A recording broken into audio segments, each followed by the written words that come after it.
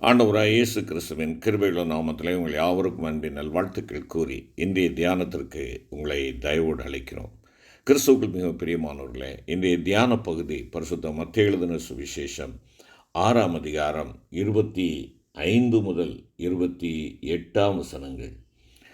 பரிசுத்த மத்தேயு 6:25 முதல் 28.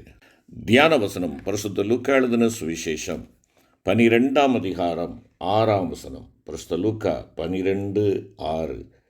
2 காசுக்கு 5 அடைக்கலான் குருவிகளை விற்கிறார்கள் அல்லவா? அவைகளில் ஒன்றாகிலும் தேவனால் மறக்கப்படுகிறதில்லை. அவைகளில் ஒன்றாகிலும் தேவனால் மறக்கப்படுகிறதில்லை.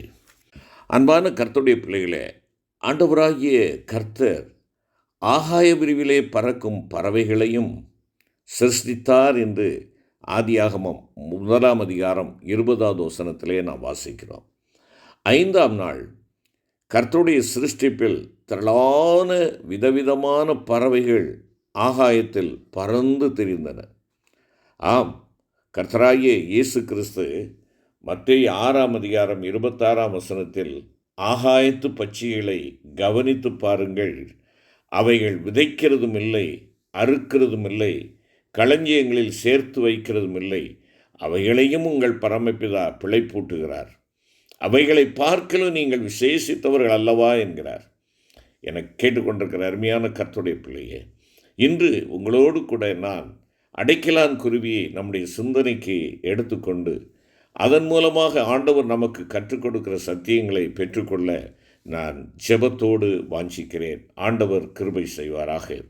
முதலாவதாக, இந்த அடைக்கலான் குருவிகள் கவலையற்ற குருவிகள் என்பதை நாம் அறிந்து கொள்ள வேண்டும். அவைகள் கவலை இல்லாதவைகள். இந்த அடைக்கலான் குருவியை பாருங்கள், லூக்கா 12:6 என்ன சொல்லுகிறது? 2 காசுக்கு 5 அடைக்கலான் குருவிகள். அப்படி என்றால் 1 காசுக்கு 2. 2 ஒன்று இலவசமாக கொடுக்கப்படுகிறது. அப்படி என்றால் விலை மலிவான ஒரு குருவி. ஒருவேளை கண்ணியத்திற்கோ பாராட்டுதலுக்கோ பெரிய விலை மதிப்புள்ள ஒரு பறவையாகவோ அவைகள் இல்லை, சாதாரணமானவைகள். அந்த சாதாரண குருவிகளிலே தேவன் காட்டுகின்ற அக்கறை. ஆகையினாலே அந்த குருவிகள் கவலையற்றவைகளாக இருக்கின்றன. நான் கவலைப்பட வேண்டிய அவசியமில்லை. நான் சின்னஞ்சிட்டு குருவி, என் ஆண்டவர் என்னை படைத்திருக்கிறார், அவர் பார்த்து கொள்ளுவார். குருவிகள் கவலைப்படுவது கிடையாது. நாளைக்கு என்ன செய்வோம், உடுத்துவதற்கு என்ன செய்வோம் என்று கவலைப்படுவதில்லை. நாளை என்ற சொல்லே அவர்களுக்கு கிடையாது. நாளை என்ற எண்ணமும் அவைகளுக்கு வருவதில்லை. அவைகள் தங்களை உண்டாக்கிய ஜீவனுள்ள தேவனையே சார்ந்து மகிழ்ச்சியாய் பாடி திரிந்து வருகின்றன. கர்த்தரை முற்றிலும் நம்புகின்ற ஜீவியத்தையும் கவலையற்ற வாழ்க்கையையும் நாம் இந்த அடைக்கலான் குருவிகளின் மூலமாக கற்றுக்கொள்ள முடியும். அருமையான கர்த்தருடைய பிள்ளைகளே, நம்முடைய வாழ்க்கையை சற்று சீர்தூக்கி பார்ப்போம். நாம் குருவிகளை காட்டிலும் விசேஷமானவர்கள் அல்லவா? அருமையான கர்த்தருடைய பிள்ளை, ஏன் உன்னை நீ நொந்து கொள்ளுகிறாய்? எனக்கு அது இல்லை இதில்லை என்று சொல்லி நான் எதற்கு இந்த உலகத்திலே பிறந்தேன் என்று நீ ஏன் கவலைப்படுகிறாய்? நாம் குருவிகளை காட்டிலும் விசேஷமானவர்கள். குருவிகளை காட்டிலும் விசேஷமானவர்கள். மென்மையான, பயந்த, பாதுகாப்பற்ற, விலைமதிப்பு கிடையாத ஒரு பறவை நாளைய தினத்தை குறித்த கவலையின்றி தன்னை உண்டாக்கிய தேவனை முற்றிலும் நம்பி வானத்திலே சிறகடித்து பாடி மகிழ்ந்து வருகிறதே. நீயும் நானும் எப்படி வாழுகிறோம்? எதற்கெடுத்தாலும் கவலை கொண்டு கர்த்தரை சாராது, அதாவது சிருஷ்டிகரை சாராது சிருஷ்டியை நம்பி கவலையை அதிகரித்து கொள்ளுகிறோம் அல்லவா? நம்மையே உற்று நோக்கி பார்த்து நம்முடைய தேவைகள், நம்முடைய பிரச்சனைகள், நம்முடைய கவலைகள், நம்முடைய பாடுகள், நம்முடைய நெருக்கங்கள், நம்முடைய உபத்திரவங்கள், நம்முடைய வியாதிகள், இவைகளையே பார்த்து கொண்டு தேவனை பார்க்காமல் விட்டுவிடுகிறபடியினாலே கவலையை கூட்டிக் கொள்ளுகிறவர்களாக இருக்கிறோம் அல்லவா? என்னை கேட்டுக்கொண்டிருக்கிற அருமையான சகோதர சகோதரி, சற்று நீ யோசித்துப்பார். நீ ஆண்டவரை சார்ந்திராமல் அவருடைய சிருஷ்டியை சார்ந்திருக்கிறாயோ எண்ணிப்பார், யோசித்துப்பார். அவைகள் உனக்கு கவலைகளை கூட்டி கொடுக்கும். நாளைக்கு என்ன செய்வேன், பிள்ளைக்கு திருமணத்திற்கு நான் என்ன செய்வேன் என்று சொல்லி நீ அங்கலாய்க்காதே. எங்கே போவேன் என்று சொல்லி அலசடிப்படாதே. வேலை கிடைக்காது என் பிள்ளைகளுக்கு யாரிடம் போவேன், என் வயல் விளைச்சல் சரியில்லையே, மழை அழித்து கொண்டு போய்விட்டதே, மழை என்னுடைய எல்லா காரியங்களையும் நஷ்டப்படுத்தி விட்டதே, வியாபாரம் சரியில்லையே, நாளைக்கு இவைகள் எப்படி ஆகுமோ என்று ஒவ்வொன்றையும் குறித்து கவலைப்படுகிறவர்களாய் இருக்கிறோம் அல்லவா? கவலைப்படாதே. ஆண்டவராய் இயேசு கிறிஸ்து சொல்லுகிறார். பரிசுத்த மத்தேயு எழுதின சுவிசேஷத்திலே நாம் பார்க்கின்ற பொழுது, மலைப்பிரசங்கத்திலே ஆண்டவர் சொல்லுகிற காரியத்தை நாம் பார்க்கின்றோம். கவலைப்படாதிருங்கள் என்று சொல்லுகிறார். கவலைப்படுகிறதுனாலே தன்னுடைய சரீரத்திலே ஒரு முழத்தை கூட்டவோ குறைக்கவோ முடியுமா என்று சொல்லுகிறார். பரிசுத்த மத்தேயு 6ஆம் அதிகாரத்திலே பார்க்கின்ற பொழுது அவர் அதைத்தான் குறிப்பிடுகிறார்.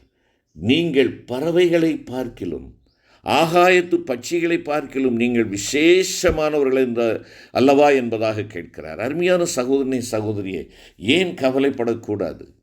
கவலைப்படுகிறதுனாலே நாம் உணர்வற்றவர்களாக இருக்கிறோம். என்னை படைத்த ஒரு ஆண்டவர் உண்டு என்ற உணர்வற்றவர்களாக நாம் இருக்கிறோம். என்னை பராமரிக்கிற ஒரு தேவன் உண்டு என்ற அந்த நம்பிக்கையை இழந்து போனவர்களாக நாம் காணப்படுகிறோம். இஸ்ரவேல் ஜனங்களை வழிநடத்தி வந்தாரே, சற்று யோசித்து பாருங்கள். அவர்கள் கையில் என்ன இருந்தது? தங்களுடைய வாழ்வாதாரத்திற்காக சாப்பாட்டுக்கு எதுவும் வைத்திருந்தார்களா? குடிப்பதற்கு எதுவும் தண்ணீர் பாட்டில்கள் வைத்திருந்தார்களா? காலிலே பாதரட்சைகள் எக்ஸ்ட்ரா, இது எவ்வளோ தூரம் போகுமோ தெரியாது என்று சொல்லி விதவிதமான பாதரட்சைகளை வாங்கி வைத்திருந்தார்களா? சட்டைகளை வைத்திருந்தார்களா? வழித்துணைக்கு நாம் என்ன செய்வோம் என்று சொல்லி அங்கலாய்த்தவர்களாக இருந்தார்களா? இல்லையே. தேவன் நடத்துகிறார். தேவன் வா என்று சொல்கின்ற பொழுது வந்தார்கள். அவருடைய நடத்துதலுக்கு ஒப்பு கொடுத்தார்களே.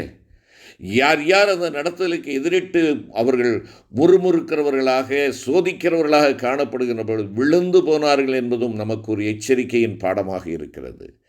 கர்த்தர் உன்னையும் என்னையும் அழைக்கின்ற பொழுது அவர் எல்லாவற்றையும் பொறுப்படுத்திக் கொள்வார். அவருடைய படைப்பு நீயும் நானும் என்பதை மறந்து போகாதே. அவர் நம்மை படைத்திருக்கிறார் என்பதை மறக்கச் செய்கிறது தான் இந்த கவலை. இந்த கவலை நம்மை சென்ஸ்லெஸ் ஆக்கி விடுகிறது, இல்லை என்றால் உணர்வற்றவர்களாக்கி விடுகிறது. என் ஆண்டவர் உண்டு, அவர் என்னுடைய தேவைகளை சந்திக்கிறவர், என்னுடைய எல்லா தேவைகளை காட்டிலும் பெரியவர் உணர்வை என்னிடத்திலிருந்து எடுத்து போடுகிறது. ஆம், இது சாத்தானின் செயல். கவலையை கொண்டு வருகிறான். கவலை என்கிறதான ஆயுதத்தை கொண்டு வருகிறான். அருமையான சகோதரா, சகோதரியே, அன்புக்குரிய தேவனுடைய பிள்ளைகளே, உங்களுடைய வாழ்க்கையிலே நீங்கள் எந்த கவலையின் வழியாக சென்றாலும் இந்த நாளிலே அந்த கவலையை கர்த்தருடைய சிலுவையிலே அடித்து கொல்வதற்கு நீங்கள் ஒப்புக்கொடுங்கள். அவருடைய பாதத்திற்கு ஓடி வாருங்கள். ஆம், ஆகாயத்து பட்சிகள், இந்த அடைக்கலான் குருவிகள் கவலையற்றவைகளாக இருக்கின்றன. நீ நானும் கவலைப்படுகிறோம் என்றால் அந்த குருவிகளை பார்க்கிலும் கேவலமான நிலையிலே நாம் படைக்கப்பட்டோமா என்பதை நீங்களும் நான் உணர்ந்து பாருங்கள். தேவன் அவருடைய சாயலிலே என்னை படைத்தார். விழுந்தால் செத்து போகக்கூடிய ஒரு குருவிக்கு ஆண்டவர் சிலாக்கியங்களை கொடுப்பார் என்றால், உன்னையும் என்னையும் நேசிக்கிற கர்த்தர் தன்னுடைய சாயலிலே உருவாக்கினவர் உன்னை குறித்து கவலையற்றவராக இருப்பாரா? நீ கவலைப்படுகிறது, உனக்கு ஒரு படைப்பாளி உண்டு. உன் ஆண்டவர் உன்னை படைத்தவர், பாதுகாக்கிறவர், பராமரிக்கிறவர் என்ற உணர்வை உன் வாழ்க்கையிலே இருந்து எடுத்து போட்டு விடாதே. கவலைப்படுகிறது தேவையற்றது. It's needless. அது தேவையற்றது. ஏன்? எனக்கு எல்லாவற்றையும் சவதரித்து கொடுக்கிற என் ஆண்டவர் இருக்கிறார். அவர் சர்வ வல்லமுள்ள தேவன். அவர் சர்வ பராக்கிரமுடைய ஆண்டவர். அவர் சேனைகளின் கர்த்தர். ஆகையினாலே என்னுடைய வழியை குறித்து நான் கவலைப்பட வேண்டிய அவசியமே இல்லை. இதைத்தான் பரிசுத்த மத்தேயு அங்கே 6ஆம் அதிகாரத்திலே நாம் பார்க்கின்ற பொழுது 28 முதல் 30 வசனங்கள் முடிய உள்ள பகுதியை பார்க்கின்ற பொழுது ஆண்டவர் அங்கே தெளிவாக குறிப்பிடுகிறார். ஏன் நீ உணர்வற்றவனாக மாத்திரமல்ல, நீ எப்படிப்பட்டவனாக இருக்கிறாய்? தேவையற்றதினாலே உன்னை நீயே பாரப்படுத்தி கொள்ளுகிறாய். பாரத்தை இறக்கி வைப்பதற்காக அவர் இருக்கிறார்.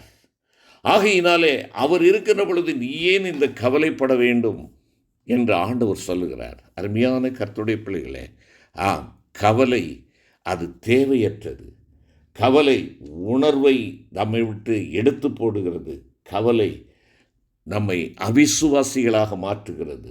அவிசுவாசிகளாக மாற்றுகிறது. பரிசுத்த மத்தேயு 6:31-32 நாம் பார்க்கின்ற பொழுது, என்னத்தை உண்போம், என்னத்தை குடிப்போம், என்னத்தை உடுப்போம் என்று கவலைப்படாதீர்கள்.